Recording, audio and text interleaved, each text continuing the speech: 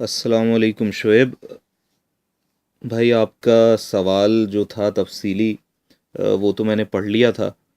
جیسے میں نے آپ کو پہلے بتایا بھی تھا کہ میں اس کو اچھے سے دیکھ لوں گا کہ اس میں آپ نے کیا کیا چیزوں کو اٹھایا ہے۔ مگر ایک کے بعد ایک جو ہے وہ کام آتا گیا، تو لکھنے کا موقع تو نہیں مل سکا مجھے، اور نہ ہی میں سمجھتا ہوں کہ ابھی کوئی حال قریب کے اندر جو ہے میں اسے لکھ بھی پاؤں گا، کیونکہ آپ نے ایک بڑا لمبا چوڑا معاملہ اٹھایا ہے، ساری باتیں پوچھی ہیں اس کے اندر۔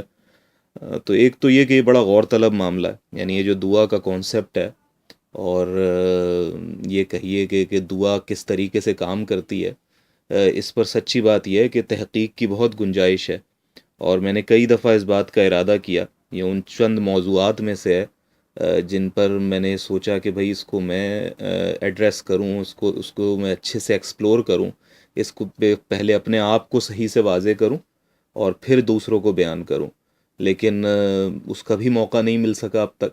تو دعا کریں کہ اللہ تعالیٰ میرے لیے بھی یہ موقع پیدا کرے کہ کسی وقت میں اس کے جو مختلف اینگلز میرے دماغ میں ہیں کہ انہیں ایکسپلور کیا جائے، انہیں مزید دیکھا جائے، قرآن اور سنت کی روشنی سے بھی، ٹھیک ہے، اور باقی جو ہماری دیگر علوم ہیں ان کے ذریعے بھی اس کو دیکھا جائے کہ کیا اس کی نوعیت بن سکتی ہے۔ بہرحال آتے ہیں جی سوال کی جانب۔ جو آپ نے پوری باتیں اٹھائی ہیں، اس کا باقاعدہ سے پورا جواب میں دے پاؤں گا نہیں دے پاؤں گا میں نہیں جانتا، لیکن جو بھی اس وقت میرے ذہن میں باتیں اٹھ رہی ہیں وہ میں آپ سے بیان کرتا چلا جاؤں گا۔ تو دیکھیں، پہلے تو ہمیں یہ جاننا چاہیے کہ دعا ہے کیا۔ یعنی جب ہم کہتے ہیں کہ جی دعا قبول نہیں ہوتی یا دعا قبول ہوتی ہے، تو دعا سے مراد کیا ہے؟ ٹھیک ہے، میرے نزدیک دعا جو ہے وہ صرف تقاضا نہیں ہے۔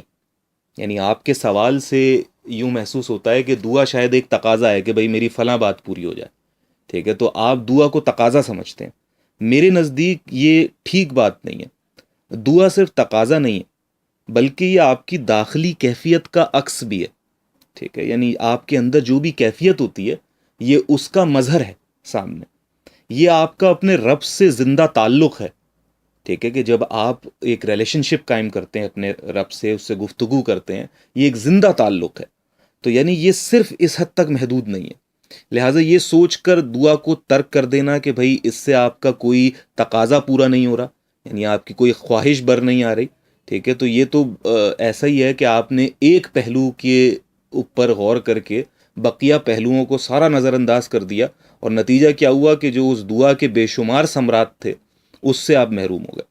تو یعنی دعا کو صرف تقاضا نہیں سمجھنا چاہیے، بلکہ اس کے اور بہت سے پہلو ہیں، جن میں سے دو پہلوؤں کی طرف میں نے آپ کی نشاندہی کی ہے کہ ایک تو وہ آپ کی داخلی کیفیتوں کا عکس ہے، ٹھیک ہے، اور دوسرا یہ کہ یہ آپ کا اپنے رب سے زندہ تعلق ہے، یہ آپ کا اپنے رب سے تعلق جوڑنے کا ایک بہت مضبوط ذریعہ ہے، ٹھیک ہے۔ دیکھیں، آپ جب نماز پڑھتے ہیں تو اس میں آپ کیا کر رہے ہوتے ہیں؟ یعنی نماز ہے کیا در حقیقت؟ اپنی اصل میں جب ہم نماز کا جائزہ لیتے ہیں تو یہ کیا ہے؟ یعنی یہ دعا ہی تو ہے۔ یعنی رسول اللہ صلی اللہ علیہ وسلم کی وہ حدیث آپ کی نظر سے ضرور گزری ہوگی کہ دعا عبادت کا مغز ہے، ٹھیک ہے، اس سے مراد کیا ہے؟ یعنی آپ جب صلات کا ہی جائزہ لیتے ہیں تو آپ اس میں سورہ فاتحہ پڑھتے ہیں، ٹھیک ہے۔ سورہ فاتحہ کیا ہے؟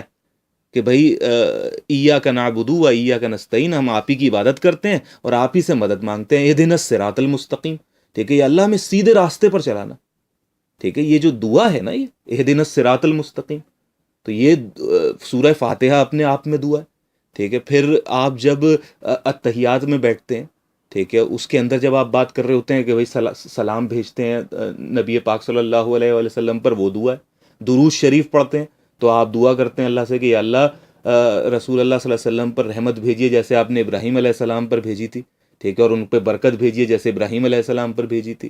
اسی طریقے سے جب آپ قعدے میں بیٹھ کر پورا پڑھ رہے ہوتے ہیں کہ بھئی رب جعلنی مقیم الصلاۃ ومن ذریتی، کہ بھئی میرے اولاد پر ربنا وتقبل دعا ربنا اغفر لی ولوالدی، ٹھیک ہے، کہ میرے ماں باپ کی جو ہے وہ مغفرت فرما۔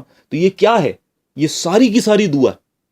تو یعنی دعا جو ہے وہ صرف اس حد تک محدود نہیں ہے کہ آپ کا کوئی تقاضا پورا ہو جائے، بلکہ یہ آپ کا اپنے رب سے ایک زندہ تعلق ہے، یہ آپ کا اپنی داخلی کیفیتوں کا عکس ہے۔ تو یعنی دعا کے وسیع معنی میں نے آپ کے سامنے رکھنے کی کوشش کی ہے کہ اس کو صرف تقاضے کی حد تک محدود نہیں کرنا چاہیے. ٹھیک ہے. دیکھیں دعا اس کے علاوہ بھی بہت ساری چیزیں ہو سکتی ہیں. یعنی آپ یہ دیکھیے کہ دعا آپ کی توجہ کا ارتکاز کرتی ہے، یعنی آپ کو فوکس عطا کرتی ہے، آپ کی توجہ ایک جگہ لے کے آتی ہے. یعنی جب دعا کو مسلسل اور مستقل مزاجی کے ساتھ کیا جاتا ہے تو یہ آپ کے عمل میں ڈھل جاتی ہے. یعنی بہت اہم بات ہے. یعنی جب آپ دعا کو مستقل مزاجی سے کرتے ہیں، سنسیریٹی کے ساتھ کرتے ہیں، ٹھیک ہے، اور بار بار کرتے ہیں، تو اس دعا کا اثر کیا ہوتا ہے؟ اس دعا کا اثر یہ ہوتا ہے کہ وہ صرف کلمات نہیں رہتے بلکہ وہ آپ کے عمل میں ڈھلتے چلے جاتے ہیں. یعنی اگر آپ یہ چاہتے ہیں اللہ مجھے نیک بنا، یا اللہ مجھے نیک بنا، یا اللہ مجھے نیکی عطا فرما، اور آپ واقعی اپنے حقیقی احساس کے ساتھ اللہ سے یہ مانگتے ہیں، تو ایسا بالکل پاسبل ہے کہ کچھ ہی دنوں میں آپ دیکھیں گے کہ آپ کا دل نیکی کی جانب زیادہ راغب ہو گیا. ٹھیک ہے، آپ نیکی کرنے کی جانب زیادہ مائل ہوتے چلے جا رہے ہیں. تو یعنی یہ آپ کی توجہ کا ارتکاز بھی کرتی ہے، یا آپ کے عمل میں ڈھل جاتی ہے. ٹھیک ہے. اور اگر یہی دعا آپ کے حق میں بہتر ہو اور اللہ تعالیٰ کے اجتماعی نظم سے نہ ٹکرا رہی ہو تو پھر اسے فرشتوں کی تائید حاصل ہو جاتی. یعنی یہ اہم چیز ہے. صرف یہی معاملہ نہیں ہے کہ اس سے توجہ کا ارتکاز ہو رہا ہے یا آپ کی داخلی کیفیت کا یہ عکس ہو رہا ہے، بلکہ کیا ہے کہ آپ کے ارد گرد کروڑوں اربوں فرشتے موجود ہیں، ملائکہ موجود ہیں، ان کی تائید آپ کو حاصل ہوتی چلی جاتی ہے.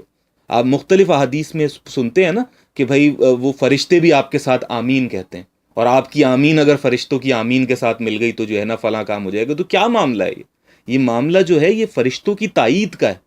ٹھیک ہے. یا یہ فرشتے جو ہیں وہ آپ کی موافقت میں کام کرنے لگتے ہیں. یہ کب ہوتا ہے؟ ٹھیک ہے، کہ جب آپ سنسیریٹی کے ساتھ اللہ تعالیٰ کو اللہ تعالیٰ سے مخاطب ہوتے ہیں، اپنی خواہشوں کو اس کے سامنے رکھتے ہیں، یا اپنا کوئی تقاضا اس کے سامنے رکھتے ہیں، یا اپنی داخلی کیفیت کا اظہار کرتے ہیں، اپنی خواہش کا اظہار کرتے ہیں. تو ان تمام معاملات کے اندر جب آپ کو فرشتوں کی تائید حاصل ہوتی ہے تو ہم جانتے ہیں کہ ہر فرشتہ جو ہے وہ مختلف نیچرل فورسز پر جو ہے وہ مامور ہے. ٹھیک ہے. یعنی وہ نیچرل سورسز بھی جن کو ہم فزیکل سورسز کہتے ہیں، اور وہ سورسز بھی جو اسپریچول سورسز ہیں. تو ہوتا کیا ہے کہ آپ کے موافق ہوتے ہی چلے جاتے ہیں حالات. یعنی آپ دیکھتے ہیں کہ جو حالات آپ کے لیے مشکل بنے ہوئے تھے، ٹھیک ہے، جب آپ نے اللہ تعالیٰ سے دعا کی اور اس صحیح رویے کو اپنایا، ٹھیک ہے، جس کی طرف اللہ تعالیٰ نے ترغیب دی ہے، ٹھیک ہے، تو وہ تمام جو حالات ہیں وہ آپ کے موافق ہوتے چلے جاتے ہیں. اور یہ کب ہوتا ہے؟ جب وہ دعا واقعی آپ کے حق میں بہتر ہو اور اللہ تعالیٰ کے اجتماعی نظم سے نہ ٹکرا رہی ہے. یعنی میں اس کی مزید تفصیل میں نہیں جاؤں گا کیونکہ ان دونوں باتوں کو آپ جانتے ہیں. جب میں یہ کہتا ہوں کہ اللہ کے اجتماعی نظم سے نہ ٹکرا رہی ہو تو اس سے میری کیا مراد ہوتی ہے. اچھا جناب، یہی یعنی اور یہ معاملہ نہیں سمجھو کہ میں شاید کوئی ہوا میں تیر چلا رہا ہوں. یعنی اس کا جب ہم جائزہ لیتے ہیں نا تو ہمیں پتہ چلتا ہے کہ بڑے بڑے جو مفکرین ہیں جن کا دین سے کوئی تعلق نہیں تھا وہ بھی اس بات کے قائل ہیں. بات صرف فرق کیا ہے؟ فرق یہ ہے کہ چونکہ وہ اللہ کو نہیں مانتے تو اس کی وہ مختلف تعویلات گھڑتے ہیں. میں تمہیں بتاؤں، ایک رائٹر ہے نیپولین ہل کے نام سے، ٹھیک ہے، اس نے ایک کتاب لکھی لا آف اٹریکشن کے اوپر، ٹھیک ہے، اور وہ کتاب جو ہے وہ دنیا کی چند ایک کتابوں میں سے ہے جو سب سے بڑی بیسٹ سیلر ثابت ہوئی ہیں. یعنی نیپولین ہل کا تم نام لکھ کر سرچ کراؤ تو تمہیں پتہ چلے گا کہ وہ ایک بہت بڑا رائٹر اور بہت مشہور. اور کس وجہ سے مشہور؟ کیونکہ جی اس نے لا آف اٹریکشن پیش کیا تو لوگوں میں اس کو بڑی شدید مقبولیت حاصل ہوئی ہے. وہ لا آف اٹریکشن کیا تھا جی؟ لا آف اٹریکشن یہ تھا کہ اگر آپ کسی چیز کو سچے دل سے چاہیں اور اس کا بار بار تقاضا کریں، ٹھیک ہے، اور آپ اس کے بارے میں سوچتے رہیں، ٹھیک ہے، تو کیا ہوتا ہے کہ وہ چیز آپ کو حاصل ہو جاتی ہے، وہ اٹریکٹ ہو کر آپ کے پاس آتی چلی جاتی ہے. وہ کیسے آتی ہے، کس طرح آتی ہے، یہ نہیں جانتے نیپولین ہل، ٹھیک ہے، لیکن وہ چیز آپ کے پاس آتی چلی جاتی ہے. اس کا وہ بیان کرتا ہے نیپولین ہل اپنی اس کتاب کے اندر، جس کی وجہ سے وہ بیسٹ سیلر ہوتی ہے. ٹھیک ہے. اچھا، نیپولین ہل تو چلو کچھ پرانا ہے، ابھی بھی جتنے یہاں پہ موجود ہیں، نہیں تم نے پال میک کینا کا نام بہت سنا ہوگا جو ہپنوسس کا ایکسپرٹ ہے. ٹھیک ہے. پال میک کینا کی جو ہے نا وہ اکثر تصویریں چھپ رہی ہوتی ہیں، یہاں کے جو مین اخبارات ہیں اس کے اندر اس کے کالمز چھپ رہے ہوتے ہیں. وہ کہتا کیا ہے؟ ٹھیک ہے، وہ ٹھیک یہی بات کہتا ہے. یعنی آپ اس کی جس بھی کتاب کو پڑھیں گے، ٹھیک ہے، وہ آپ انسٹنٹ کانفیڈنس دیکھو اس کی، ٹھیک ہے، اسی طریقے سے اور اس کی کئی کتابیں، ان تمام کتابوں کے اوپر جو ہے وہ کیا کرتا ہے، وہ آپ کی توجہ کا ارتکاز کرواتا ہے.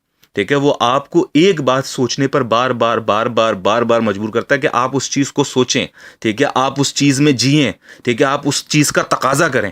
تو ہوگا کیا؟ حالات آپ کے موافق ہوتے چلے جائیں گے. ٹھیک ہے، کیسے ہوتے چلے جائیں گے یہ وہ نہیں جانتا.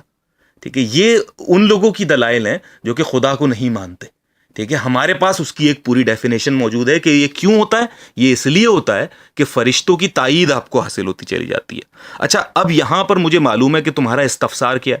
تم یہ کہتے ہو کہ بھائی پھر اس میں کیا فرق ہوا، مسلمانوں اور غیر مسلموں کا کیا فرق ہوا، غیر مسلموں کی بھی دعا قبول ہو رہی ہے، ہماری بھی دعا قبول ہو رہی ہے، تو یہ کیا بات ہوئی؟ تو بھائی غیر مسلموں کی دعا قبول نہ ہو، اس بات کا کہاں کہا گیا ہے؟ ٹھیک ہے، اور کیا اللہ تعالیٰ کے اوپر ہم ہی نے کاپی رائٹس لے رکھے ہیں؟ ٹھیک ہے، باقیوں کی اللہ تعالیٰ نہیں ہے. ٹھیک ہے، وہ ان کی دعا کیوں نہیں قبول کرے گا؟ اللہ تعالیٰ تو کہتا ہے میں سب کی دعا قبول کرتا ہوں. ٹھیک ہے، یعنی وہ یہ صرف ادھر ہی تک اکتفا نہیں کرتا کہ جی اہل کتاب میں اہل ایمان بھی ہیں تو اس لیے صرف ان کی قبول کر لی. وہ ان کفار کی بھی کرتا ہے، وہ ان مشرکین کی بھی کرتا ہے، وہ ان ملحدین کی بھی کرتا ہے دعا کو قبول، جو اس کو نہیں مانتے یا جو اس کے باغی ہیں. ٹھیک ہے، اور وہ کیا کہتا ہے اللہ تعالیٰ اس کے اوپر؟ اللہ تعالیٰ کہتا ہے کہ جی یہ جو کفار ہیں، اگر میرا بس چلے تو میں تو ان کے گھروں کو سونے کی چھتیں بنا دوں. ٹھیک ہے، اور ان کے جو ہے چاندی کے زینے لگا دوں، ان کو یعنی یہیں پہ عطا کر دوں اسی دنیا کے اندر. انہوں نے جو جو چیزیں کی ہیں، ظاہر ہے کوئی بھی انسان 100% ایول تو نہیں ہوتا نا. یہ ہو سکتا ہے وہ 80% ایول ہو، 90% ایول ہو، 60% ایول ہو. ٹھیک ہے، 100% تو ایول نہیں ہوتا. وہ اپنی زندگی میں بعض اچھے کام بھی کرتا ہے. تو اللہ تعالیٰ بڑی غیرت والے ہیں، وہ کسی کا حساب کتاب نہیں رکھتے. اللہ تعالیٰ کہتا ہے کہ میں ذرے برابر بھی شر کا حساب وہ کروں گا. ٹھیک ہے، اور میں ذرے بر بھی خیر کا جو ہے نا وہ تمہیں وہ بدلا دوں گا. تو اللہ تعالیٰ حساب میں سریع الحساب ہے. تو اللہ تعالیٰ بڑے غیرت مند ہیں. تو وہ کیا کرتے ہیں کہ وہ ان کفار کی بھی جو انہوں نے کی ہوتی ہیں نیکیاں یا کوئی جو اچھائی کی ہوتی ہیں، ان کے نتیجے میں ان کو بہت سی چیزیں اسی دنیا میں وہ عطا کر دیتے ہیں. تو یہ جو ہے وہ ان کے ساتھ معاملہ ہوتا ہے. تو یہ تو ہمیں سوچنا ہی نہیں چاہیے کہ جی ان کی دعا قبول ہو گئی ہماری قبول ہو گئی تو اس میں فرق کیا. ہمارے سامنے ایک پورا ایک اسٹرکچر موجود ہے کہ کس بنیاد پر ان کی قبول ہو رہی ہے اور کس بنیاد پر ہماری قبول ہو رہی ہے. اس کا جواب جو ہے، ایکسپلینیشن جو ہے وہ قرآن مجید نے ہمیں سامنے رکھ دی ہے. ٹھیک ہے، اچھا یہ بھی دیکھو کہ دعا کو سمجھنے کے لیے قدر کا سمجھنا بھی بہت ضروری ہے. یعنی تقدیر کو سمجھے بغیر آپ کو دعا سمجھ نہیں آئے گی. ٹھیک ہے، تم جانتے ہو میں نے تقدیر کے اوپر پوری گفتگو کی ہے. ٹھیک ہے، اور مجھے امید ہے کہ تمہیں اس بارے میں کافی کچھ پتہ بھی ہوگا. لیکن میں نے اس میں جو بنیادی 2 باتیں کہی تھی نا، وہ یہ کہی تھی کہ قدر جو ہے وہ 2 حصوں میں منقسم ہے. ایک قدر جبری ہے اور ایک قدر اختیاری ہے. ٹھیک ہے، یعنی قدر کا ایک حصہ تو وہ ہے جسے آپ نہیں بدل سکتے. ٹھیک ہے، they are not in your hands. اس نے ہونا ہی ہونا ہے، وہ قضا ہے. ٹھیک ہے، اس نے ہونا ہی ہونا ہے. ٹھیک ہے، اور ایک قدر اختیاری ہے. اس کے اندر کیا ہے کہ اس کے اندر یہ ہو بھی سکتی ہے، نہیں بھی ہو سکتی. اس میں بہت سے فیکٹرز ہیں جس کی بنیاد پر اللہ تعالیٰ اس معاملے کو ہونے دیں گے یا نہیں ہونے دیں گے. ٹھیک ہے، تو قدر جبری کے اندر کچھ باتیں ہمیں پتہ ہیں. مثال کے طور پہ ہمیں پتہ ہے کہ جی ہمیں اس بات پہ اختیار نہیں ہے کہ ہم کس گھر میں پیدا ہوں، ہمارا قد کتنا ہو، ہمارے رنگت کیسی ہو. ٹھیک ہے، اس پہ ہم بالکل مجبور ہیں. لیکن اس کے علاوہ بہت سی باتیں ایسی ہیں جو قدر جبری میں ہی شامل ہیں، یعنی جس پر ہمارا بالکل اختیار نہیں ہے، لیکن ہم اس کو ڈیفائن نہیں کر سکتے. ہمیں نہیں معلوم کہ کون سی بات نے ہونا ہی ہونا ہے لازمی، جس کی طرف تم اشارہ کر رہے ہو. ٹھیک ہے، تو ہونا ہی ہونا ہے. تو یہ ایک کچھ نہ کچھ ایسے فیکٹرز موجود ہیں کہ جو ہونے ہی ہونے ہیں، واقعی ہونے ہیں. لیکن وہ کون سے فیکٹرز ہیں اس کو ڈٹرمن نہ میں کر سکتا ہوں نہ تم کر سکتے ہو. یعنی میں اور تم یہ بیٹھ کر فیصلہ نہیں کر سکتے کہ جو فلاں واقعہ ہے اس نے ہونا ہی ہونا تھا. ٹھیک ہے، یہ تو اللہ تعالیٰ کے علم کی بات ہے، یہ میرا اور آپ کا ڈومین ہی نہیں ہے. ٹھیک ہے، ہمیں یہ پتہ نہیں ہے کہ کون سی چیز قدر اختیاری میں تھی کہ جس کو چینج کیا جا سکتا تھا، اور کون سی چیز قدر جبری میں تھی جسے چینج نہیں کیا جا سکتا تھا. ہمارا کام تو صرف اتنا ہے کہ ہمیں دعا کرنے کا حکم دیا گیا کہ بھائی تم دعا مانگتے رہو. ٹھیک ہے، تمہیں یہ نہیں کھوج لگانی کہ کون سی اختیاری تھا اور کون سا جبری تھا. تم نے صرف دعا کرنی ہے. لیکن یہ ضرور ہے کہ کچھ کام ایسے ہیں جس کے اندر تمہارا بالکل اختیار نہیں ہوتا. اچھا، اس کو یوں سمجھ لیں جو علامہ اقبال نے بیان کیا. دیکھو میرے سامنے جو ہے وہ ان کے 2 شعر آ رہے ہیں ذہن میں اس وقت. پہلا شعر سنو جو قدر جبری کے متعلق ہے، یعنی جس میں قدر جو ہے نا آپ کی نہیں بدلتی، جو قضا ہوتی ہے بالکل نا، وہ ہونا ہی ہونا ہے. تو اس کے بارے میں دیکھو علامہ اقبال کیا کہتے ہیں. وہ کہتے ہیں کہ تیری دعا سے قضا تو بدل نہیں سکتی، تیری دعا سے قضا تو بدل نہیں سکتی، مگر ہے اس سے یہ ممکن کہ تو بدل جائے. ہے تیری خودی میں اگر انقلاب ہو پیدا، عجب نہیں کہ یہ 4 سو بدل جائے. یعنی تیری دعا سے جو ہے یہ قضا نہیں بدل سکتی، یعنی جو قدر جبری ہے وہ نہیں بدل سکتی تمہاری دعا سے، مگر ہے اس سے یہ ممکن کہ تو بدل جائے. لیکن چونکہ دعا کے اور بہت سارے فوائد ہیں، تو اس میں سے کیا ہوگا کہ اگر تم قدر جبری کو نہیں بھی بدل پاؤ گے تو اس سے ممکن کیا ہوگا کہ تم خود بدل جاؤ گے. تمہارے اعمال جو ہیں وہ ٹھیک ہوتے چلے جائیں گے. تم اگر بے عمل تھے تو تمہیں عمل کی توفیق ہونے لگے گی. تمہارے پاس اگر مواقع نہیں آ رہے تھے تو اب تمہارے سامنے مواقع پیدا ہوتے چلے جائیں گے. تو یہ بات جو ہے وہ قدر جبری سے متعلق ہے کہ تیری دعا سے قضا تو بدل نہیں سکتی، مگر ہے اس سے یہ ممکن کہ تو بدل جائے. ٹھیک ہے، تو یہ ہو گئی قدر جبری. ٹھیک ہے، پھر دیکھو قدر اختیاری، جس کے بارے میں نے تمہیں کہا ہے کہ اس کے اندر جو ہے وہ بہت ساری چیزیں کام کرتی ہیں، اور اس میں رسول پاک صلی اللہ علیہ وآلہ وسلم نے ہمیں بتایا ہے کہ اس میں دعا مومن کا ہتھیار ہے. ٹھیک ہے، وہ دعا ایسی ہے جو تقدیر کو بدل دیتی ہے. یعنی یہ حدیث ہے اس بارے میں کہ تقدیر کو کوئی چیز نہیں بدل سکتی مگر دعا بدل دیتی ہے. ٹھیک ہے، وہ قدر اختیاری کے بارے میں بات ہے. ٹھیک ہے، اس کے بارے میں دیکھو علامہ کا شعر کیا ہے. یعنی وہ ایک طرف تو کہہ رہے ہیں کہ بھائی تیری دعا سے قضا تو بدل نہیں سکتی، ایک طرف تو وہ یہ کہہ رہے ہیں، آپ کیا کہہ رہے ہیں کہ تقدیر کے پابند ہیں جمادات و نباتات. یعنی تقدیر کے جو پابند ہیں وہ تو پتھر ہیں یا پودے ہیں. مومن فقط احکام الہی کا ہے پابند. یعنی مومن تو بس فقط احکام الہی کا پابند ہے. ٹھیک ہے، یعنی اس کو جو ہے وہ آپ تقدیر سے وہ نہیں کر سکتے. یا وہ جو شعر ہے کہ خودی کو کر بلند اتنا کہ ہر تقدیر سے پہلے خدا بندے سے خود پوچھے بتا تیری رضا کیا ہے. یعنی خدا بندے سے خود پوچھے بتا تیری رضا کیا ہے. ٹھیک ہے، یہ کیا پوچھ رہا ہے کہ کب پوچھے گا وہ. ٹھیک ہے، یعنی یہ جب اسی قدر اختیاری سے متعلق ہے کہ وہ چیز مولڈ ہوتی چلی جاتی ہے، چینج ہوتی چلی جاتی ہے. اللہ تعالیٰ اس قدر اختیاری کو اس کے حساب سے کر دیتا ہے. اس سے مراد یہ ہرگز نہیں ہے کہ اللہ تعالیٰ اس سے یہ پوچھے گا کہ اچھا بتاؤ تمہارا قد کتنا رکھوں، ٹھیک ہے، تمہارے بال ہوں کہ نہیں ہوں. یہ باتیں نہیں ہوں گی، لیکن جو مختلف وہ باقی چیزیں کر رہا ہوگا چونکہ اس نے اللہ کے دین کو سمجھا ہے اور وہ اللہ کے دین پر ٹھیک سے چل رہا ہے اور ساتھ میں اللہ تعالیٰ سے دعا کر رہا ہے، تو اللہ تعالیٰ تقدیر اختیاری کو اس کو موافق کر دیتے ہیں اور فرشتوں کو اس کا ہم نوا بنا دیتے ہیں. ٹھیک ہے، تو یہ دو چیزیں ہوتی ہیں ساتھ میں. تو اس کے اندر دیکھو تمہیں دعا کا سمجھ آ رہا ہوگا رول، کہ دعا جو ہے وہ جب قدر جبری ہوگی تو وہ صرف آپ کی کردار سازی کا کردار ادا کرے گی. یعنی فائدہ ادھر بھی ہو رہا ہے. ٹھیک ہے، اور دوسری جہاں پہ قدر اختیاری ہوگی تو وہاں پر وہ ان چیزوں کو آپ کے حق میں موڑ دے گی. یعنی ایک چیز ایسی ہو سکتی ہے کہ جس نے واقع ہونا تھا قدر اختیاری کے اندر، لیکن اس میں ایک کلوز لگا ہوا تھا، ایک اف کی کنڈیشن لگی ہوئی تھی کہ اگر یہ شخص دعا مانگے تو اس چیز کو اوائڈ کر دینا، اس کو اسکپ کر دینا، اس کوڈ کو، تو آگے چلے جانا. تو اس کے اندر بالکل یہ ہو سکتا ہے کہ جی وہاں پر دعا کا معاملہ ہو رہا ہو. ٹھیک ہے، ہم نہیں جانتے کہ کون سا معاملہ قدری ہے اور کون سا جبری ہے. ہمارا کام کیا ہے؟ جو میں نے بتایا، دعا مانگنا ہے. ٹھیک ہے، اچھا پھر اللہ تعالیٰ نے یہ بھی بتا دیا کہ میں دعا کو سنتا ہوں اور قبول کرتا ہوں.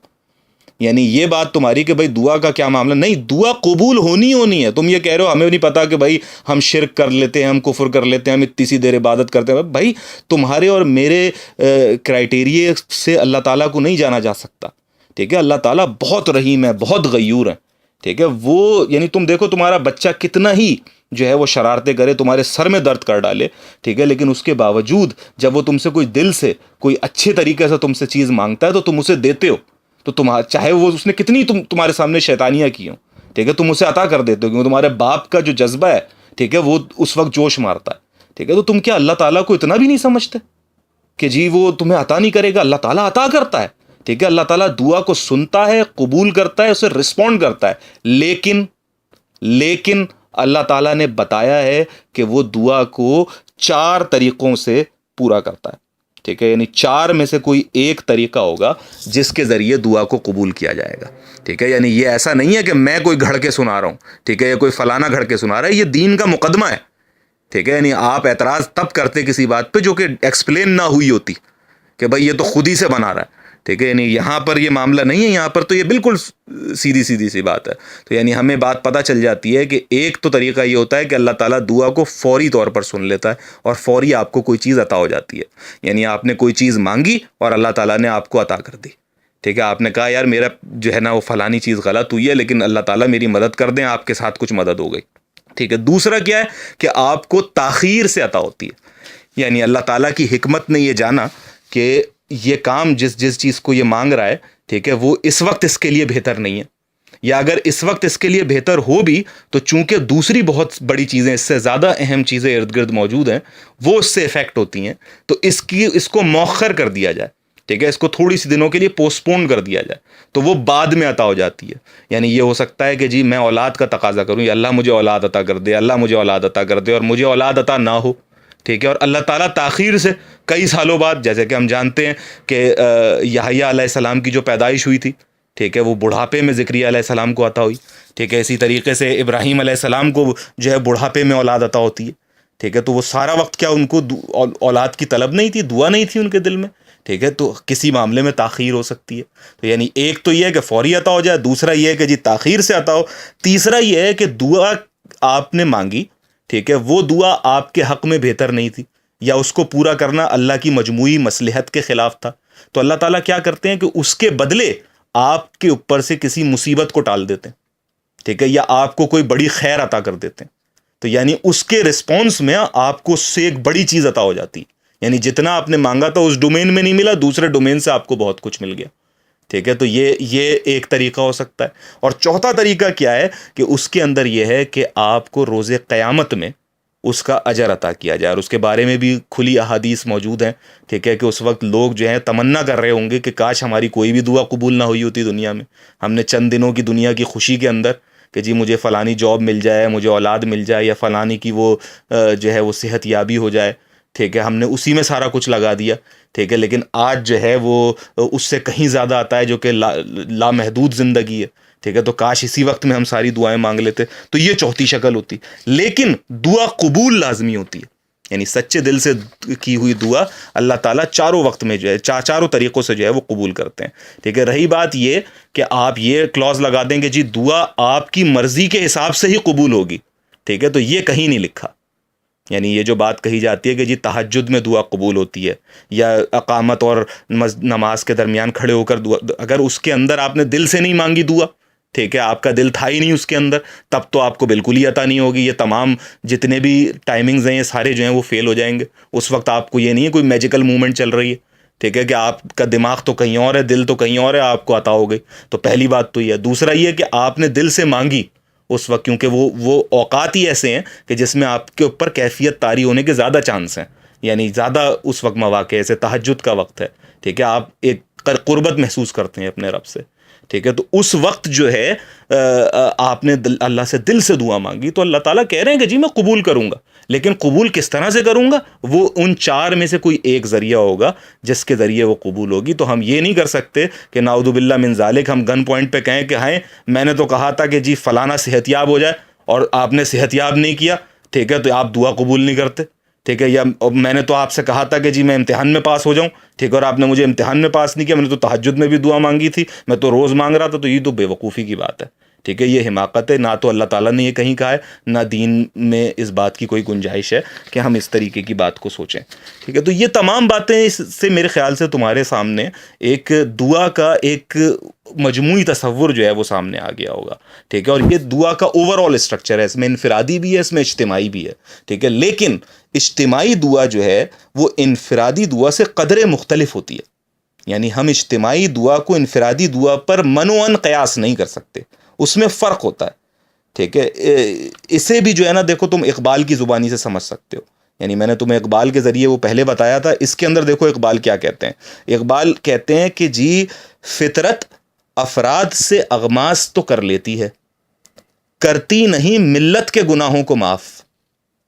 ٹھیک ہے, یعنی کیا کہہ رہے ہیں اللہ تعالیٰ کہ فطرت جو ہے, یعنی یہ جو دنیا اللہ تعالیٰ کے جو قوانین ہیں, جو فزیکل لاز ہیں, یہ نیچرل لاز ہیں. ٹھیک ہے, یہ جو اللہ تعالیٰ کے روحانی لاز ہیں, جتنے بھی لاز اس دنیا میں کام کر رہے ہیں, وہ افراد سے اغماس تو کر لیتے ہیں.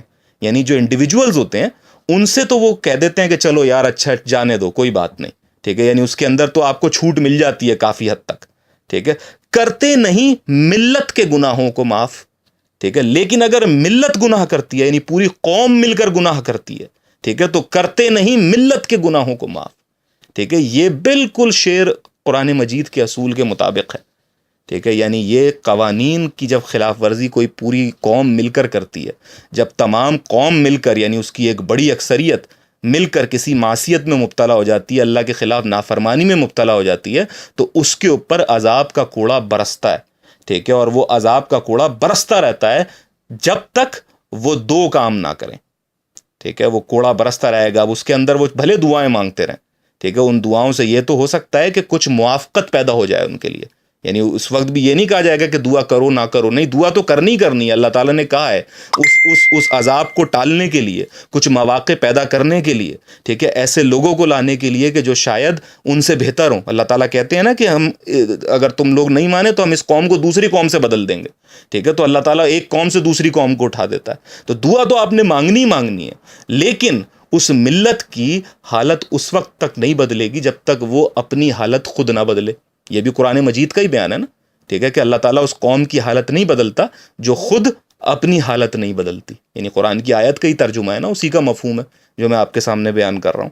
تو یہ چیز دیکھو، دو کام کرنے لازمی ہیں قوم کو، ٹھیک ہے، in order to turn out the situation. ٹھیک ہے، یعنی یہ نہیں ہو سکتا کہ وہ بیٹھ کر کہے ہائے امریکہ کو تباہ کر دے، ہائے اسرائیل پہ بم برسا دے، ٹھیک ہے، اور وہ تمام معاملے ہوتے چلے جائیں. یہ معاملے سب بعد میں آئیں گے. دو کام کرنے آپ کو لازمی ہیں. دو کام کیا ہیں؟ پہلا ہے استغفار، دوسرا ہے توبہ. ٹھیک ہے، استغفار اور توبہ کرنی. ہم کہتے ہیں نا جی توبہ استغفار کر لو، یہ دونوں علیحدہ لفظ ہیں. ٹھیک ہے، استغفار کیا ہے؟ استغفار سے مراد ہے کہ آپ اپنے گناہوں کو ریکگنائز کریں. ٹھیک ہے، you actually take the responsibility کہ ہاں یار یہ مجھ سے غلط ہوا ہے. ٹھیک ہے، you spot the problem area. ٹھیک ہے، اور اس کے بعد آپ کہیں کہ ہم اس پر شرمندہ ہیں.